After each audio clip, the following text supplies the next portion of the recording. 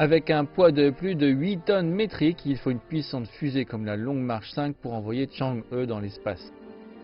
En cas de succès, la mission fera de la Chine le troisième pays à avoir ramené des échantillons lunaires après les États-Unis et l'ex-Union soviétique. Une fois sur l'orbite de la Lune, la sonde se séparera en deux parties. L'orbiteur et le module de réentrée resteront en place car l'atterrisseur et l'ascendeur se dirigeront vers la Lune. Pour un alunissage en toute sécurité, un système de navigation a été conçu pour l'aider à éviter les obstacles. Après avoir touché le sol, l'atterrisseur percera 2 mètres sous la surface de la Lune.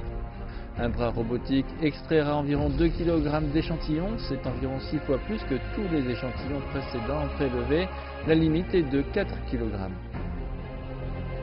Les missions lunaires précédentes ont fait un retour direct d'échantillons vers la Terre, mais ce ne sera pas le cas de Chang'e 5.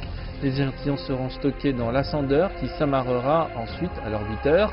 Ensuite, les échantillons seront transférés vers le module de retour qui est en attente en orbite. En cas de succès, ce sera le premier rendez-vous sans pilote à près de 380 000 km de la Terre. De là, le module de retour se détachera de l'orbiteur pour faire le voyage de retour à la maison, mais il ne s'arrêtera pas là. Il devrait effectuer quelque chose comme des sauts de pierre sur l'eau. Il rebondira sur la haute atmosphère une fois pour aider à faire face au retour à grande vitesse.